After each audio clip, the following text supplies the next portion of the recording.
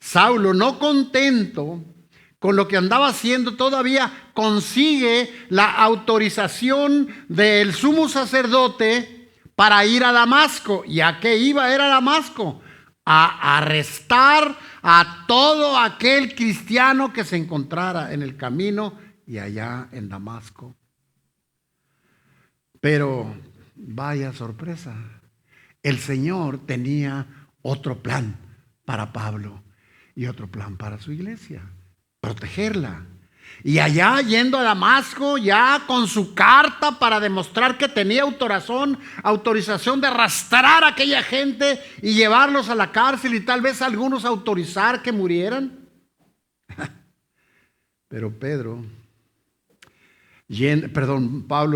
Saulo yendo a Damasco, le ocurrió algo sorprendente, impresionante, porque nada menos se encuentra con el Señor. Así que ahora vemos en un instante ese giro y vemos ahora al perseguidor de la iglesia primitiva, que iba armado como legionario romano y cuidado y escoltado por otros hombres también armados hasta los dientes. Ahí va ese perseguidor de la iglesia primitiva. Ahí va viajando a Damasco, pero súbitamente, repentinamente cae de su caballo como fulminado, cae al suelo cegado por un resplandor como el de un rayo, y escuchó una voz. ¿Cuál? La voz de Jesucristo desde el cielo, que le decía: Saulo, Saulo, ¿por qué me persigues?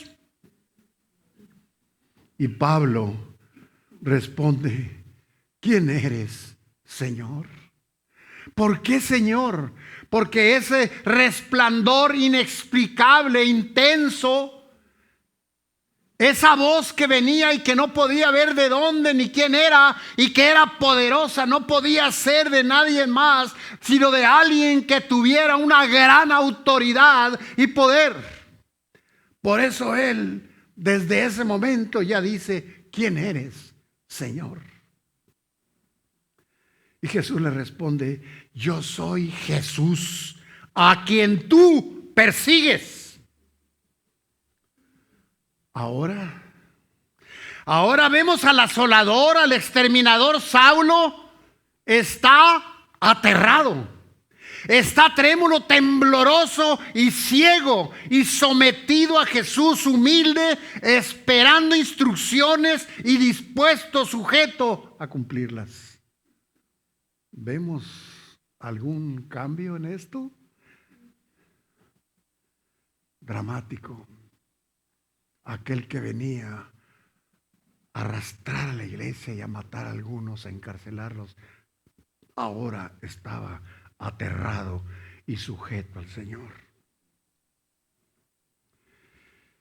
Y aquí también en este capítulo se menciona a Ananías. Dios tenía preparado y muy bien planeado y organizado todo esto. Y Ananías, aunque temeroso, él obedientemente va e impone las manos a Saulo, y éste recobra la vista. Y fue alimentado, recobró fuerzas y pasó tiempo con los discípulos de Damasco.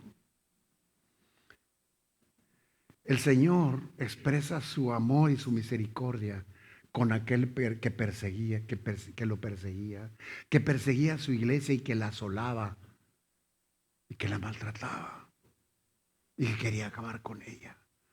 Ahora Dios lo estaba trayendo a sus caminos. Ahora Dios, después de haber caído ahí, había preparado gente para que lo levantara, lo alimentara y los cuidara. Vemos también en los versos del 20 al 25 que Saulo predicaba en las sinagogas. No es algo sencillo. Pablo, el perseguidor de la iglesia, el que autorizó la muerte de Esteban, el que arrastraba a hombres y mujeres y los encarcelaba, el que era un azote para la iglesia, ahora estaba predicando en las sinagogas. Esa es parte de la obra poderosa de Dios en este hombre y en las nuestras también. Y él predicaba en las sinagogas, demostrando con las escrituras en la mano que Jesús era el Mesías, en frente de una multitud que no creía. Ahora vemos al perseguidor de la iglesia evangelizando. Vemos ahora al que perseguía la iglesia porque evangelizaba, lo vemos ahora evangelizando y siendo perseguido. Porque es amenazado de muerte. Pero Pablo, y viendo cómo el Señor usa su iglesia y viendo la misericordia de Dios, vemos que había sido amenazado, no nomás amenazado, amenazado de muerte, con la ayuda de los hermanos en Cristo, se escapa. Vemos a la iglesia apoyando la obra. Vemos a la iglesia recibiendo a aquellos que el Señor llama y ayudándolos y sirviéndolos. En algún momento, parte de esta etapa, Pablo viaja a Arabia.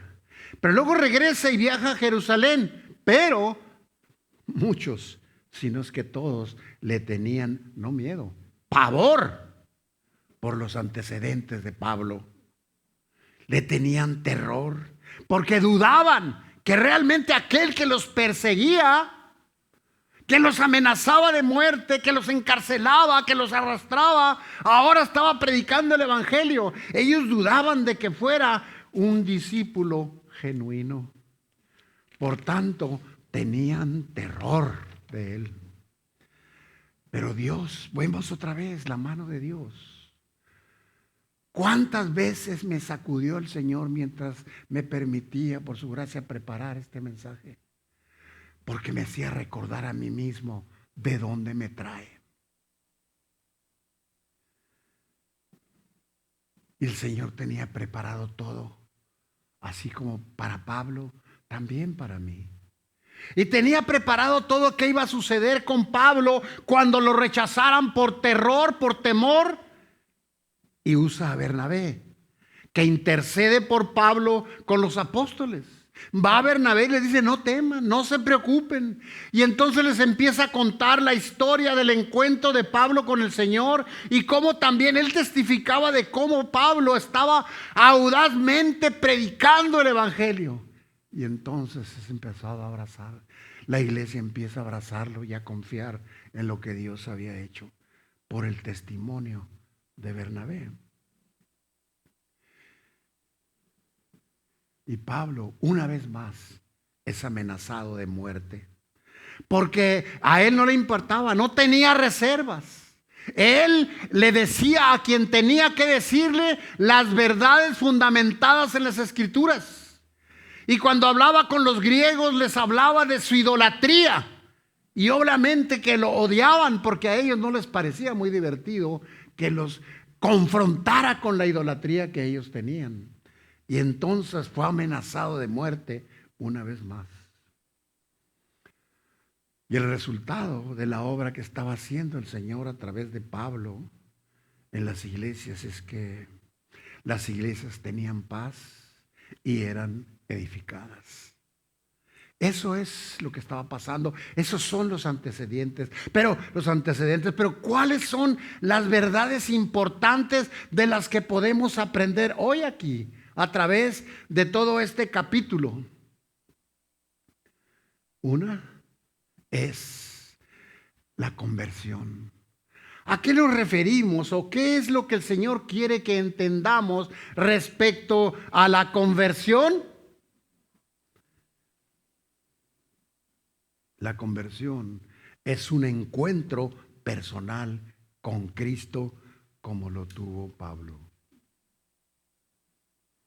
Cuando el Señor a mí me mostró mi pecado, Cuando yo lo conocí, que vino a mí y me habló primero de la mala noticia, es decir, tú eres un pecador. Y pasó por mi mente por un largo tiempo, por muchos minutos y minutos, como una especie de imágenes del pecado que había en mí. Y yo no podía soportar y estuve por horas llorando, porque el Espíritu Santo de Dios había obrado en mi corazón y me había mostrado algo que yo no veía, algo que para mí era natural. Pero el Señor tenía un plan para mi vida. Y así como lo tuvo con Pablo, lo tuvo conmigo y lo tiene para ti también, si tú crees. Así que la conversión, repito, es un encuentro personal con Dios, donde te dice la mala noticia de quiénes somos y también la buena noticia de que Él pagó por nuestros pecados. Convertirse es volverse en sentido contrario y abandonar el camino de pecado por donde nosotros íbamos y dar un giro total hacia Dios. Eso es una conversión. Es ir hacia un lado y girar en el lado contrario. Íbamos hacia el mal, ahora vamos a seguir a Jesucristo. La conversión no es un proceso. No es algo que pasa en un segundo cuando dice quién quiere ser cristiano y levantamos la mano y ya. No, la conversión es un proceso, no un acontecimiento. Es el resultado, la conversión es el resultado de la obra del Espíritu Santo en nuestras vidas, junto con los esfuerzos justos, es decir, nuestros esfuerzos en Cristo por el Espíritu de Dios, por seguir al Salvador. Y estos esfuerzos conllevan ejercer la fe en Cristo, arrepentirnos de nuestros pecados, bautizarnos como lo hizo Pablo, recibir el don del Espíritu Santo y perseverar en la fe hasta el fin. No es algo que ocurre en un momento y ya. En los versículos, y te animo a que continuemos viendo en tus escrituras, en tu Biblia, puedes seguir con la vista los versos del 3 al 9. Y cómo es que en ese encuentro de Pablo con el Señor hay una manifestación del Todopoderoso. Y dice la palabra: mas yendo por el camino, aconteció que al llegar cerca de Damasco, repentinamente le rodeó un resplandor de luz del cielo. No puede mi mente terminar de imaginarme el impacto tan fuerte que ha de haber sido para Pablo, sin poder entender qué es lo que estaba sucediendo. Algo inaudito, algo sin precedentes, algo que él no podía entender, ni explicar, ni controlar. Pablo no nomás es impactado con lo que estaba sucediendo, sino también es confrontado y sometida su voluntad a Dios voluntariamente. Y cayendo a tierra, dice la palabra en el verso 4 de este mismo capítulo, oyó una voz del cielo que le dijo: Saulo, Saulo, ¿por qué me persigues? Y quiero imaginarme a Pablo. ¿Qué le puedo decir yo al Señor? Y Pablo, estupefacto, impactado, sin poder comprender claramente lo que estaba sucediendo, dice: ¿quién eres, Señor? Y él le dijo, como leímos hace un momento: yo soy Jesús, a quien tú persigues. Y le dice: dura cosa te es dar coces contra el aguijón. Y si lo parafraseamos, tal vez pudiera ser: es inútil, Pablo, que te resistas. Tú no puedes vencerme. Yo soy todopoderoso. Y contra a ese es al que has perseguido. Así que ahora vemos al poderoso terrenalmente y autoritario y asolador Pablo, ahora lo vemos aterrado, indefenso, convertido en un sirviente. Temblando, temeroso, le dijo: Señor, ¿qué quieres que yo haga?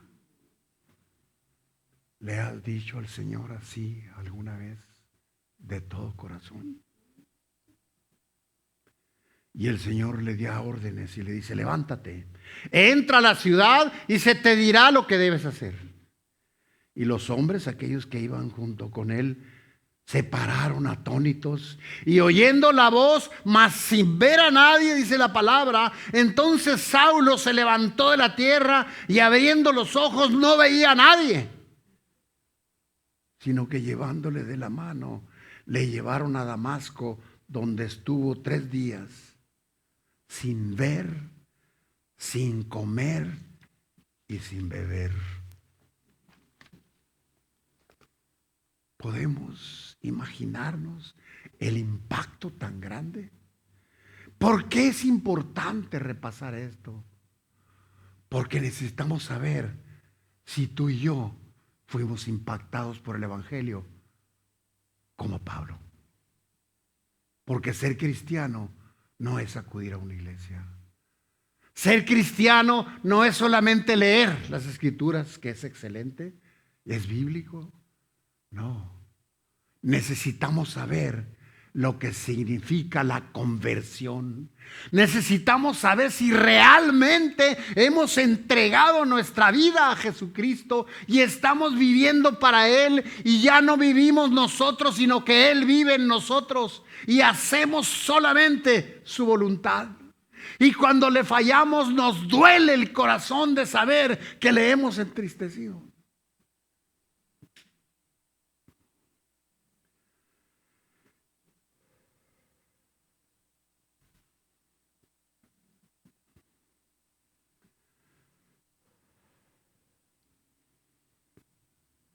La iglesia del Señor es la que recibe y respalda a los que son llamados por Dios. Y es muy importante saberlo para que podamos realmente darle el valor a la iglesia que el Señor le da y el respeto que el Señor espera que le tengamos a su iglesia, porque es su novia, porque es su cuerpo. Es importante para no caer en el engaño del enemigo de que solamente es una institución a la que yo puedo ir, entrar y salir y beneficiarme de lo que yo quiera. El Señor tiene un plan para usar la iglesia con todos aquellos que Él llama, como lo estuvo haciendo con Pablo. La iglesia, repito, recibe y respalda a los que son llamados por Dios. Vemos de los versículos del 9 al 10 como Ananías impone manos sobre Pablo y Pablo recibe la vista, y los discípulos reciben a Pablo y lo atienden en Damasco. No estaba solo, no lo dejó solo el Señor. El Señor te salvó, el Señor tiene una iglesia para ti, donde Él quiere que tú pertenezcas y donde quiere que tú formes parte y le sirvas y sirvas a otros. Él usa a la iglesia con aquellos que Él llama. Cuán importante es la obediencia. Y quiero remarcar esto porque cuántas veces el Señor nos dirá: ve y visita a tal enfermo, ve y visita a aquel pariente que está triste, ve y llévale este pan a tal persona, o ve, trae una palabra de aliento a esta otra. Y a veces tomamos a la ligera la voz de Dios.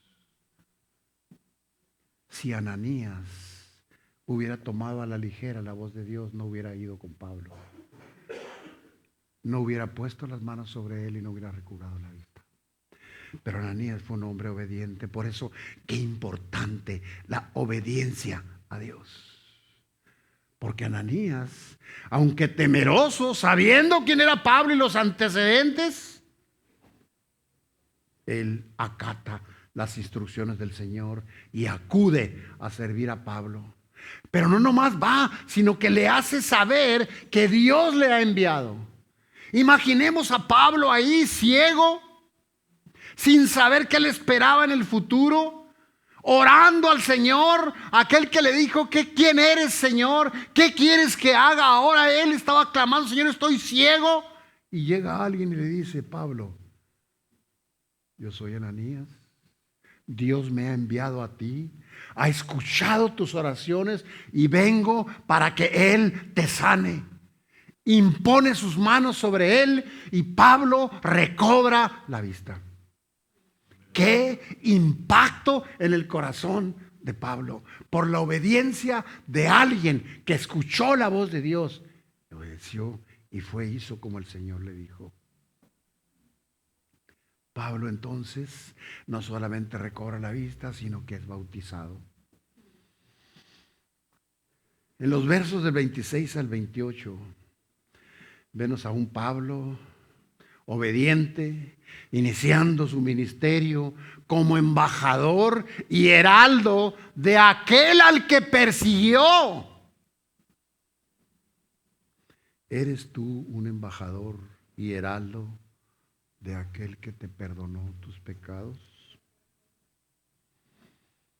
Y hablando de la iglesia y los otros creyentes, claro, era natural que temieran a Pablo, porque aquel había violentado a mucha gente, a otros creyentes. Y cuando Pablo, queriendo continuar con el ministerio, llega a Jerusalén, trataba de reunirse con otros discípulos del Señor, pero todos le tenían miedo, no creyendo que fuera realmente un discípulo, como lo mencionábamos hace un momento, sino pudieran haber creído que era un infiltrado para descubrir dónde estaban y arrastrarlos a la cárcel, o tal vez para que le sucedieran lo que a Esteban. Pero Pablo seguía adelante. Dios tenía todo planeado y estaba usando a su iglesia para respaldar a Pablo, porque luego ahora usa a un hombre llamado Bernabé para que diera testimonio de la obra de Dios en Pablo. Y viene Bernabé y habla de su conversión, de la conversión, del encuentro de Pablo con Dios. Habla de su fidelidad con Dios. Habla del denuedo con el que en él predicaba y cómo hacía obra evangelística, aquel que perseguía a los que evangelizaban, tomándose el riesgo de la libertad, tomando el riesgo de perder la vida. Ese era un Pablo impactado por el Señor y obediente. Hay tantas cosas que podemos aprender de lo que Dios hizo en la vida de Pablo. Algo más que podemos aprender es que el que ha experimentado la gracia del perdón, repito estas palabras, el que ha experimentado la gracia del perdón, el favor del perdón, va a ser la voluntad de Dios y es lo que Dios espera. Y debemos preguntarnos si nosotros estamos siendo obedientes con su palabra y con su voz cuando nos habla. Saulo en su ministerio predicó tal como Dios le había dicho, tal como Dios quería que lo hiciera, pero también arriesgando su vida tal y como el Señor se lo había advertido. Ve y sana a aquel ciego de Pablo, porque yo lo he escogido y vas a ver lo que es sufrir por mí. Y estaba sucediendo ahora. Los que el Señor salva tiene un precio, el sufrimiento, porque hay muchos sacrificios que hay que hacer, hay muchas cosas que tenemos que sujetar con la carne. Habrá tal vez temores o disgusto por ir tal vez a hablarle a algún familiar, porque hay rencores, porque hay resentimientos, porque tienes temor perder la relación. Pero hay muchos más sufrimientos que el Señor nos advierte que vamos a tener por ser sus hijos. Puedes acordarte ahorita tú de alguien que tú ya deberías, porque somos embajadores de Jesucristo y tenemos una gran comisión. ¿Te recuerdas a algún amigo, familiar, vecino, compañero de trabajo que necesita a Cristo, pero que ha sido desobediente en hablarle por temor, por incomodidad o lo que sea? Tal vez los sufrimientos de Pablo eran diferentes, pero también ahorita nosotros podíamos considerar esto como sufrimientos y no los queremos pasar. No queremos pagar el precio. Pablo arriesgaba su vida tal como el Señor se lo había anticipado. En los versos del 20 al 25 podemos ver ahí en tu palabra cómo es que predicaba Pablo y demostraba que Cristo era el Mesías, contra viento y marea, sabiendo que lo podrían buscar para matarlo.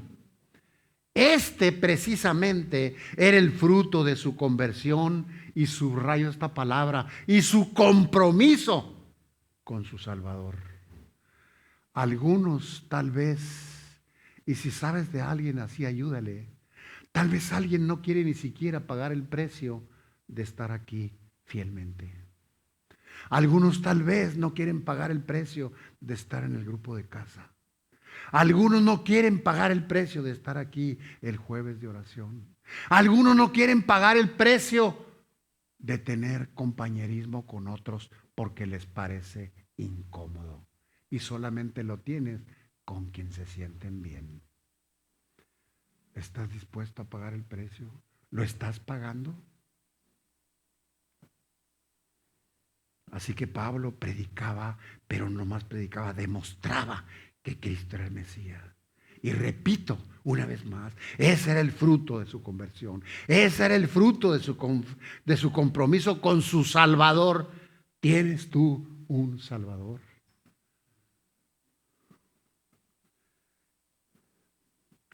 Los oyentes que estaban cuando Pablo predicaba estaban asombrados, pero también estaban temerosos de que los arrestara y que les pasara como le pasó a Esteban. Pero Pablo estaba resuelto a pasar los padecimientos que fuera necesario por su Señor. Esos padecimientos que su Señor le advirtió y que hoy te está advirtiendo a ti. Ser hijo de Dios tiene un precio. Ser obediente y comprometido con el Señor, como Pablo. ¿Qué tan comprometido estás tú con el Señor? ¿Estás dispuesto a dar lo que sea por Él?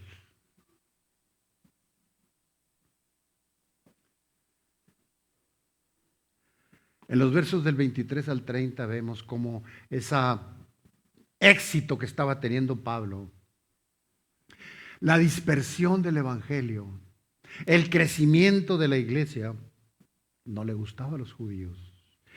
Y resolvieron en consejo matarle. No es sencillo ser un emisario del Señor. No es sencillo evangelizar. No es sencillo dar testimonio con tu vida, porque nos reservamos muchas partes de nuestra vida para nosotros mismos y habrá algunos que tal vez algunas partes de nuestra vida no han sido entregadas completamente.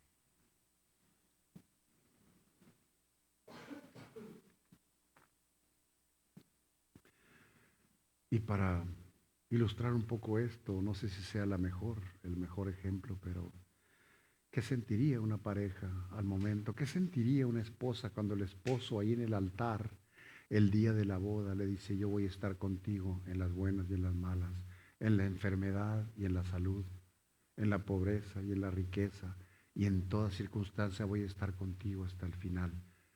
Pero resulta que no cumple. y no le es fiel. ¿Cómo se sentiría esa mujer? ¿Cómo se siente el Señor que nos salvó, que nos perdonó, que tiene proyectos para nosotros de tenernos con Él disfrutando de la eternidad, que nosotros no le entreguemos realmente toda nuestra vida?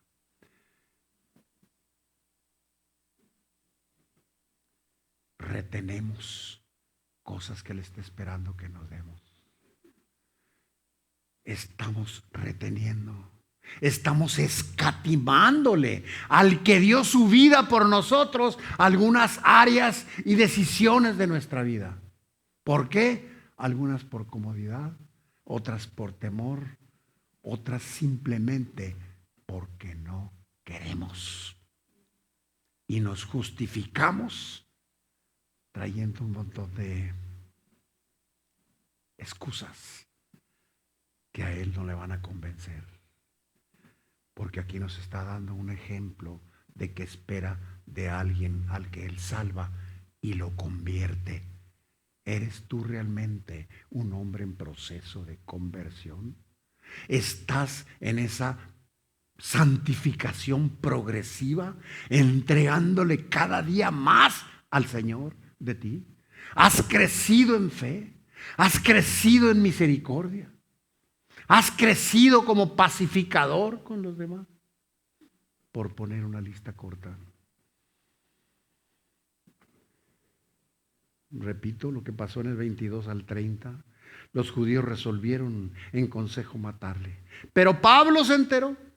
Y entonces los discípulos, dice la palabra en el verso 25, tomándole de noche, le bajaron por el muro, descolgándole en una canasta, y luego lo enviaron a Tarso.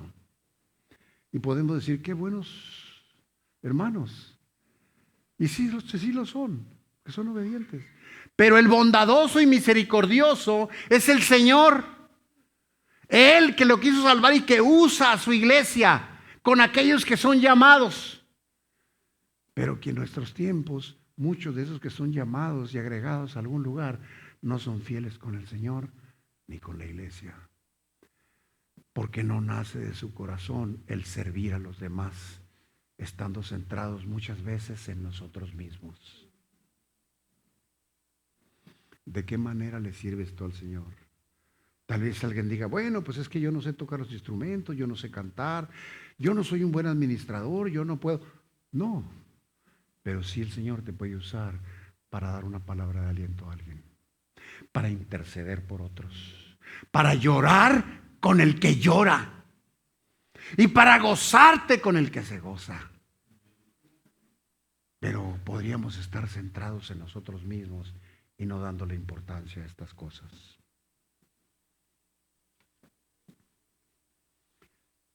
¿Cómo podemos concluir este mensaje? Creo que hay tantas cosas, pero déjenme comentarles unas cuantas. Y yo le ruego al Señor que esta conclusión nos ayude a tomar una decisión, a hacer una introspección en nuestro corazón y cambiar aquellas cosas con la ayuda del Espíritu Santo para ser cada día más como Jesucristo. Todo esto se trata de la obra del Señor en la vida de Saulo. ¿Cómo eras tú antes de que el Señor te salvara? Y también no nomás en la vida de Saulo, sino lo que pretende hacer o que está haciendo en nuestras vidas. Lo que Dios ha hecho en la vida de Saulo, perdonándole, fue de gran valor para él. Es para ti. Es de gran valor para ti. De veras ese valor profundo. El recordar que te salvó y que fue a preparar lugar para ti y que vas a estar con Él en la eternidad si le eres fiel. Hay ese agradecimiento, hay ese impacto como lo hubo en la vida de Pablo. Así como fue en la vida de Pablo, así debiera ser para nosotros. Por eso el Señor nos muestra este ejemplo para que aprendamos con este ejemplo de Pablo. Pablo fue salvo, pero él tuvo una respuesta al Evangelio.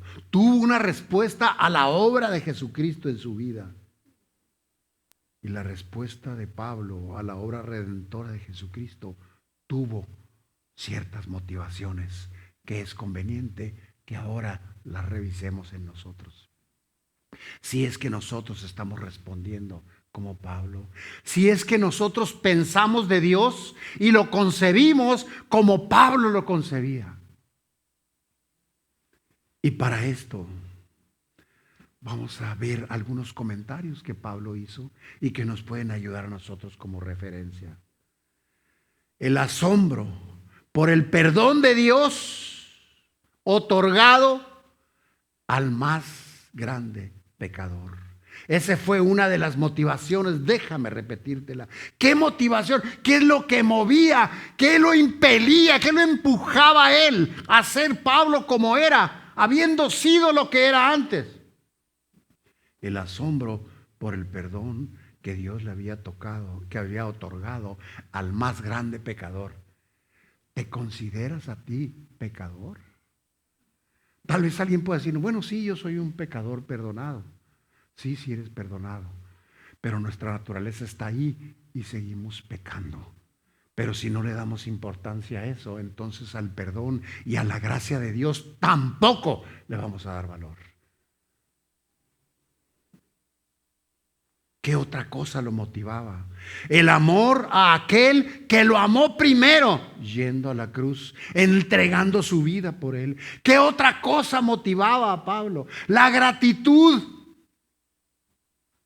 a aquel que entregó a su Hijo Jesucristo como pago por su pecado y su salvación por gracia. Lo motivaba el sentirse humillado de haber sido escogido inmerecidamente como siervo del Señor. ¿Estás tú en esa posición?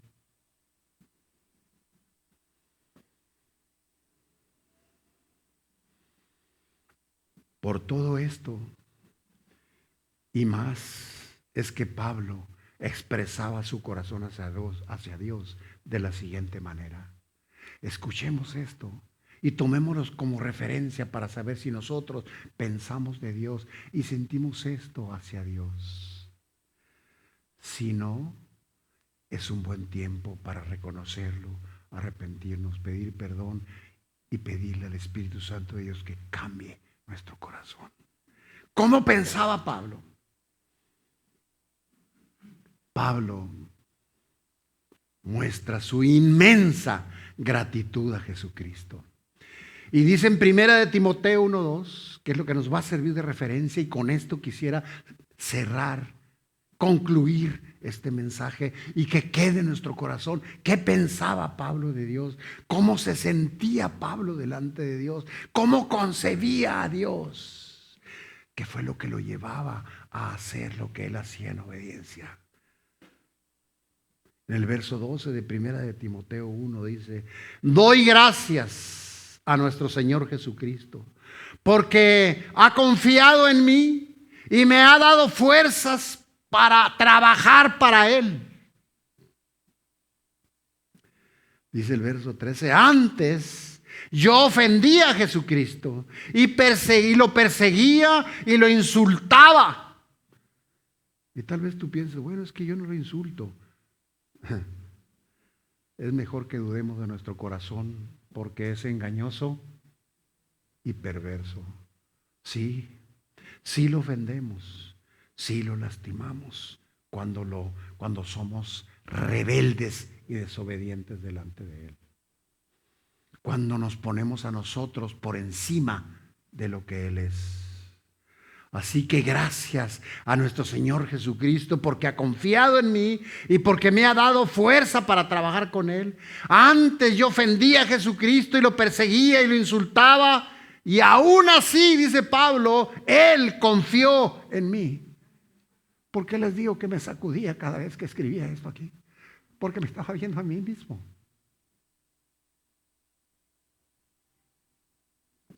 Aún así confió en mí.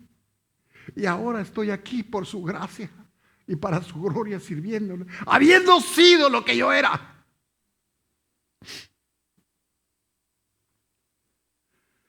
Y es que Dios, continúa Pablo, fue bueno conmigo y me perdonó.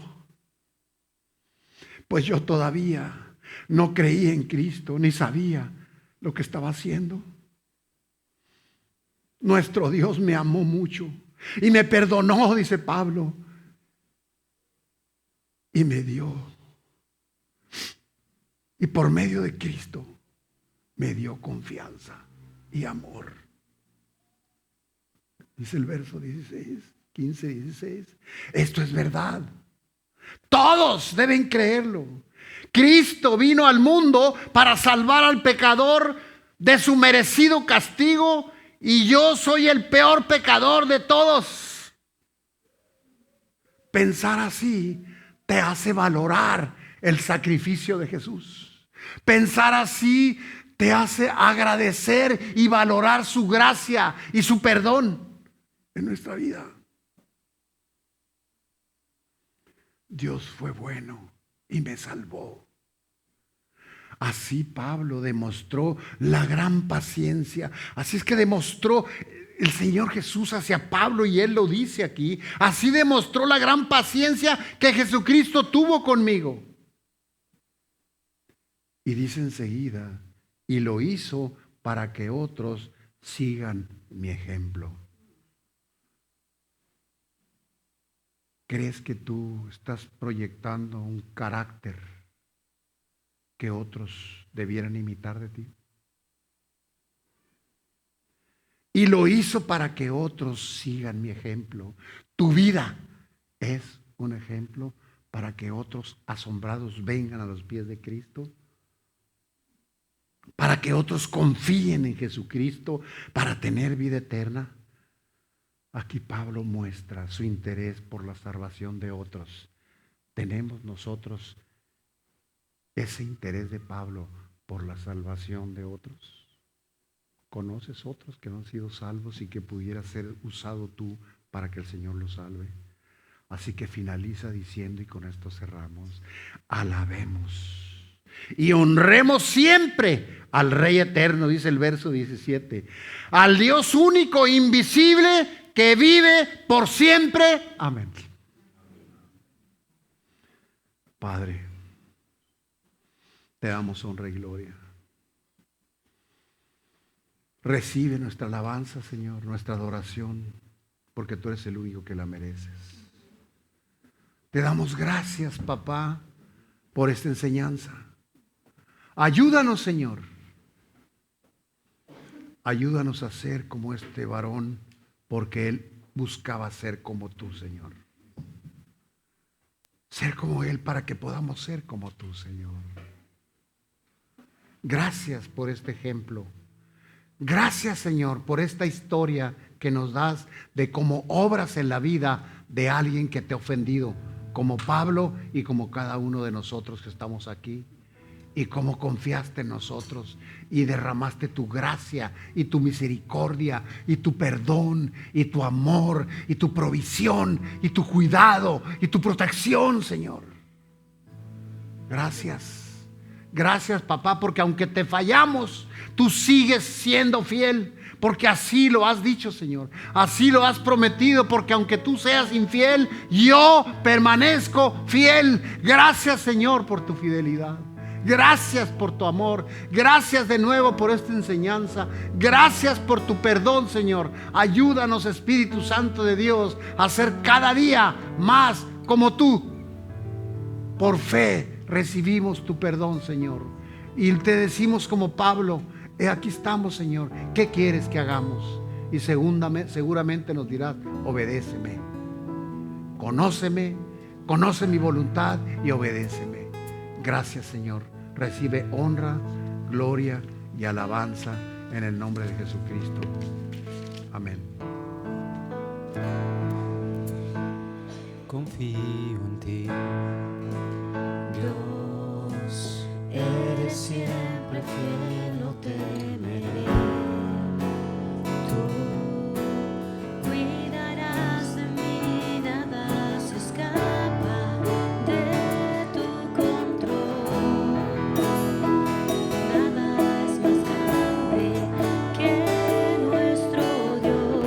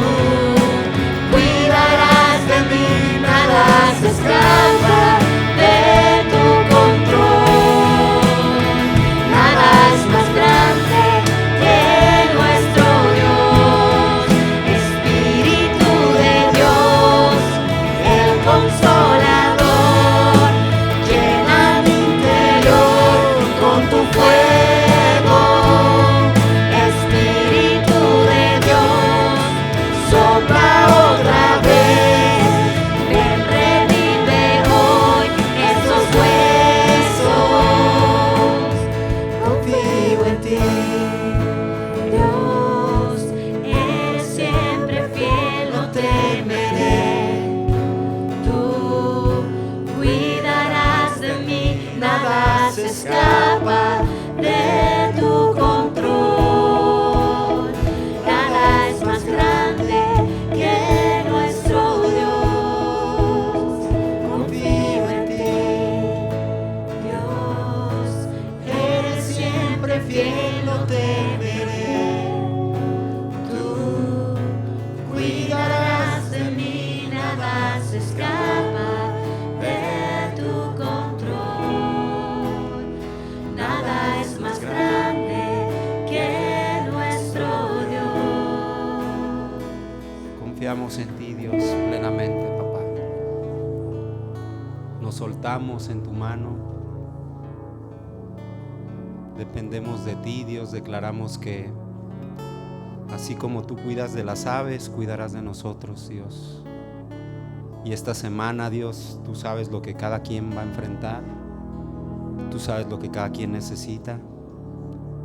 Y en todo, Dios, y para todos, Dios, tú eres fiel, Padre.